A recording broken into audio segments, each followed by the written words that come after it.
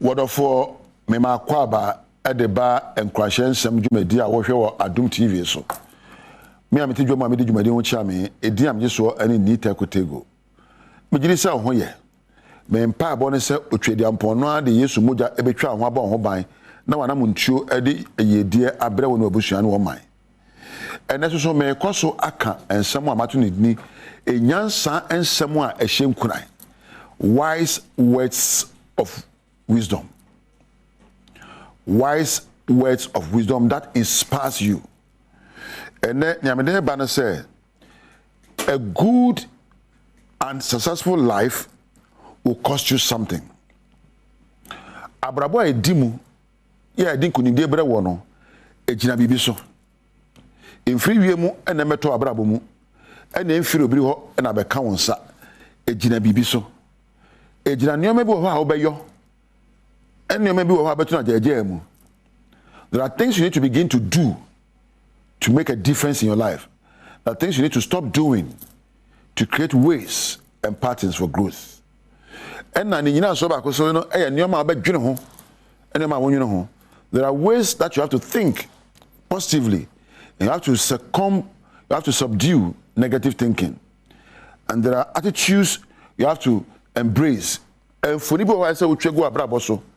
Eno na betimi adimu enti abrabo edimu brabo enkunimdie no awade edimu awade ede ode eba adesua edimu ede odeba apomodin edimu nyamesom edimu no enya se wotiwo ke na beto kwantimfi ni nyina so ewo nneema bi abeye enneema bi abegya mu ayo ne de bisa ho se enema ben na meta me yo a ya kwansidie de mame adwene ben na medwene a eya kwansidie de mame empo adwene ben na medwene a ema ehu kame na nyoma me kan se me ntimi nyo adwene ben na de abufuo ebreme adwene ben na de awerwo ebe kame adwene ben na mame tete sa adwene nyina se wo jamu esan se nkunimdie ni nkuguo ni nyina na ewo ne fapem ni adwene a wo dwene ni fapem ni suba a wo da die ni fapem ni se dia wo hunu ho fa. The secret of your future is hidden in your daily thoughts. Wadachi ye dear, or warrior dachi, or pomudne dachi, empo unyame sum dachi, or this year dachi, the yina so any new man wataya na abribiara. Any quite so edging, the secret of your future is hidden in your daily thoughts. And a pioneer you made come back to our first sojourn. I dream better than you proso. I dream fee. Above Fiagene, above Fagene, Yaudie, and it's a bobo. And no wow. It is sometimes what to are. Besides, I dream better than my dream proso. I saw a bemame in Kunimidie. Now, what Jim will not compare a dream about dreaming one, Beman Kunimidie. Says I would dachi and you know, so, Ejina Wagenson. Would dachi, Ejina so.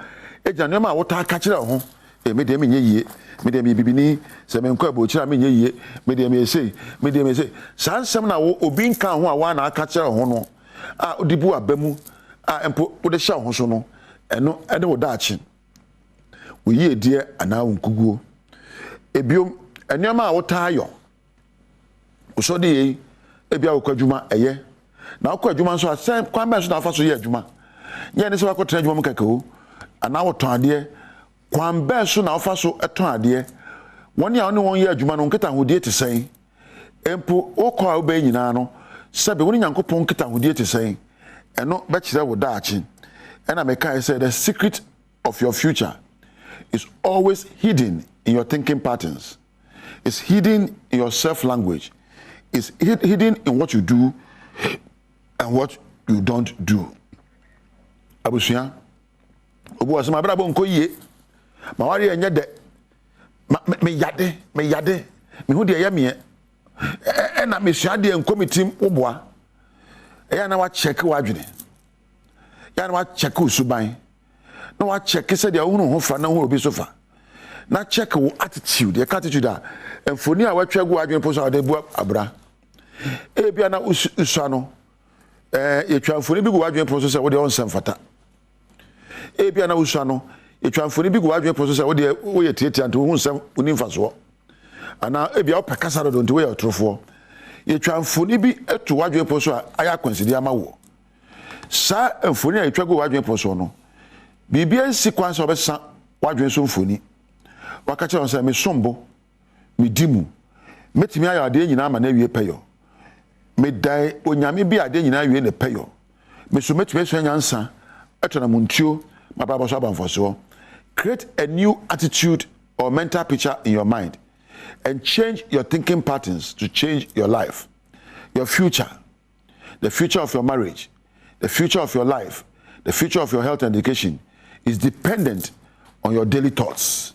It's dependent on how you see yourself. It's dependent on the things you do and the things you don't do. Odachi, uye die, wenejie, ukan kone unkunimidie, emfiri bebi na beto, nyina so ene adwene a wota adwene da biara abrebiara. Nyina so ene emfoni a watwa gu adwene pro so se opese woyo. Nyina so ene suban a woda na adie, ene yoma a wosamu eyie, nyoma woyo, ene yoma a wonyo. Enti nkonya ene de ti wiase. Life is not lived through miracles and by chance. You have to make choices. You will meet circumstances and you need to make choices. And every choice you make creates consequences. Abrabono, ye won bibia ese wo samu ayo. Na obesamu ayo bibia, ni nyina so ene adwene abadwene so. Se obegya bibia, ni nyina so ene se obegya adekro no yo no adwene ho. Fanse bia abrante wasi so. Wo de bia ena me padwuma, abama madwuma me nya hwe adwene a wo dwene no. Enti bia na amawa ya mre, wenda so se abama madwuma.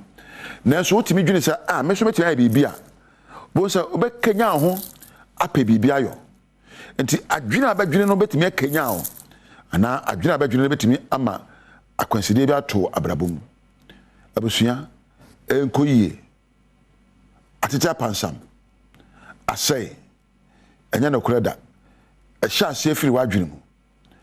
Ehya ase afiri kasa aka kire ho. Ena ehya ase ene nneoma a wota ayo nneoma wagya mu. Enti enkoyie a sakra nneoma a wodwene ho ne nneoma a woyo. Na wabrabom be sakra. Aha na meja wo. Emi ahose pese wonya mre hwe emi.